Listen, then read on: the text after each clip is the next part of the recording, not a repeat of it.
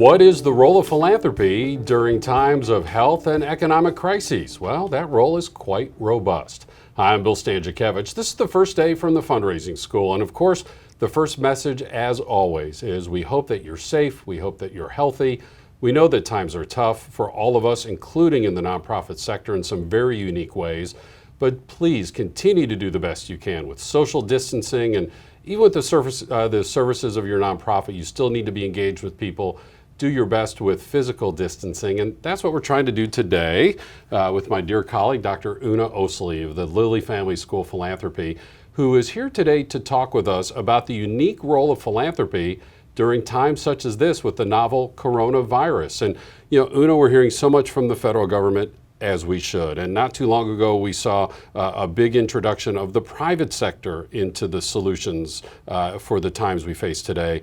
But there's a unique role for philanthropy as well. Help our audience understand that. Absolutely. I'm so glad you raised that point, Bill, and I'm very pleased to be here. We have seen the world grappling with this crisis.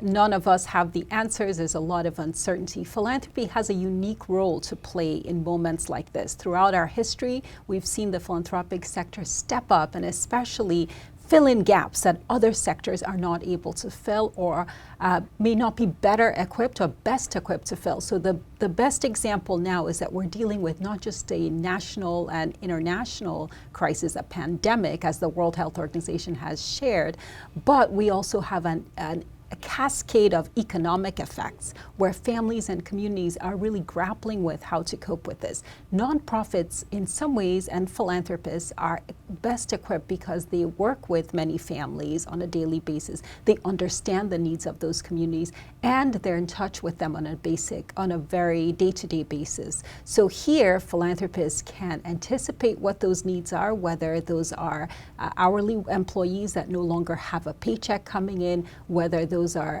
healthcare centers or healthcare workers that may need support, or whether it's about organizing neighborhoods to care for the most vulnerable in all of our communities. We're already seeing that happening around the country where local community organizations know those senior citizens that may be isolated or know where they live and can organize small groups of volunteers to either call. You don't always have to be there in person. You can communicate via technology, whether those are phone calls or video calls, to stay informed and assist the most vulnerable in society. So I think that's where we're seeing philanthropy really step up.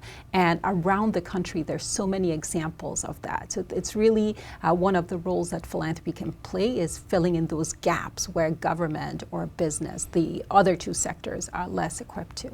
And Una, of course, we teach consistently at the Lilly Family School of Philanthropy and through the fundraising school. We want all three sectors to thrive. We need wisdom and good policies from our federal, state, and local government leaders. Certainly need the private sector to be responsive during times like this. But there is a role for the philanthropic sector, and yet that also is not a one-size-fits-all. I know your research and your expertise point out that different subsectors are affected in different ways during times of economic crisis, natural disasters, health crises like we're in right now. Let's start with the human services sector. This is an area that sometimes actually can see more donations at times like this. Is that correct? What have you seen? Yes. So our research gives us a lot of evidence on that. During the 2008 financial crisis, which is fresh in a lot of people's minds, and we do have very good data about that, we actually saw large gifts, so $1 million gifts and above, go up during that crisis. And when we looked at high net worth donors and their patterns of support, many of them actually switched some of their giving to focus on basic needs charities. The message for nonprofits who work in the human services sector is that this is a good time to actually show how you're making a difference in the community and to engage donors as well as volunteers. And as I mentioned, volunteering can include virtual volunteering because many families can need that support during this period of social distancing. So the data suggests that human services large gifts actually increase during a crisis, And for many nonprofits, this means this is a time to think about how to engage your donors and how to bring in new donors to your causes, because the needs in your communities may have gone up, and there's an opportunity for you to really engage donors to let them know how they can make a difference through the work of your organization. The public health crisis, of course, is primary, and yet we also know there very likely are more people suffering economically than will ever catch this virus, right? So we know the economic consequences are huge for people losing their jobs or having less hours, reduced pay, things of that nature. And yet there are still many of us who are working full-time, who are still receiving that full-time paycheck, even if we're working at home. And Un, on the one hand, a lot of people understandably might be circling the financial wagons at this point and kind of refraining from spending, maybe thinking about, is this a time to make a donation? But you're saying there are donors, even during tough times like this, who we can still be approaching for financial support. Absolutely. And Bill, you are correct. Uncertainty does have an impact on donations. People tend to give when they feel financially and economically secure. But we also know that in times of crisis, there is the spirit of generosity that has been part of American philanthropy for as long as all of us know. It's older than the history of this country. And it's even something that spans the global context as well. And in communities around the country, the Midwest, the South, the North, and even the West Coast, we're seeing the beginnings of that, where communities are launching response funds, and we're seeing donors really step up because they see how this can impact their own neighbors, and they're aware of not just the health crisis that we're dealing with, but as you noted, the fallout in terms of people's economic lives. And in some ways, we were already dealing with issues around inequality in the U.S., with many families not having very robust ways of supporting themselves. And this actually casts even more, puts more pressure on many families around the country. We talked about the human service organizations that sometimes can't see giving go up during times of crises. What about some of the other subsectors? For example, what have you seen in the arts during times such as this? The arts in the past has been quite vulnerable to economic shocks. And so this is something that I think many arts and culture organizations are aware of, and many of them are being very proactive during this time to start engaging with their supporters, to arrange virtual events. Many have converted their galas to virtual, or they're also giving supporters and stakeholders alternate ways of supporting the organization. For example, buying a membership. If you already had tickets for an event, consider converting that to a future event or donation instead of getting a refund.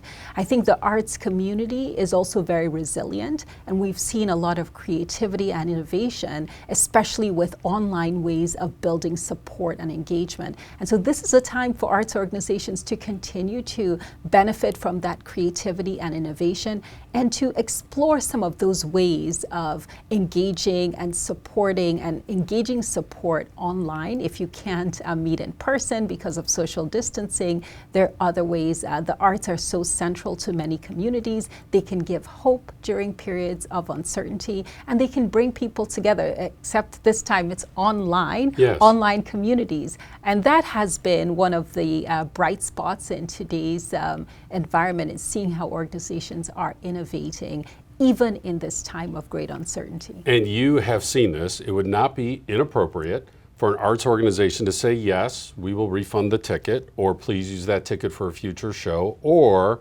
would you please consider that payment of the ticket now as a donation? Exactly. That's not an inappropriate message right now. Exactly. And I think most donors are quite aware of how difficult it is for arts organizations, given that they can't hold face-to-face events, and are willing to support them and stay with them, walk alongside them during this time. So I think it's up to organizations to make that case, to also use this as an opportunity. In every crisis, there's an opportunity to tell their story, because many arts organizations, whether those are in theater, in dance, or even performing of different types, online venues are becoming more prevalent just because of the times that we live in.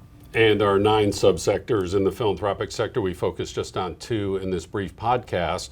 We hope that you can take these lessons and apply them to your particular subsector. And again, we're not saying this is easy. We're not trying to minimize the challenges that all of us know, and we are all in this together. What we are encouraging you, with the expertise of Dr. Una Osili, is to do your best with who you know, where you are, and look for those opportunities during those difficult times. We do expect fundraising, very understandably, very likely will take a dip, at least for the short term, if not for longer. So what can you do now to continue to make your case to donors? Now, the fundraising school, we're still open for business. We're online at philanthropy.iupui.edu/the fundraising school.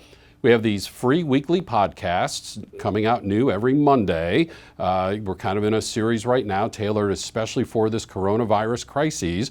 And then we have about 2 years of podcasts archived on our website. If you want some professional development, you have 10 minutes here or there, why don't you maybe listen to some archived podcasts. We also have a series of free webinars happening right now that are more conversation than presentation, giving you lots of time to directly in live time ask your questions, share your best practices, and yes, vent, share your stress as we all commiserate together through these challenging times. Again, our website, philanthropy.iupui.edu/the fundraising school, where you can also learn about our online classes, which are still occurring.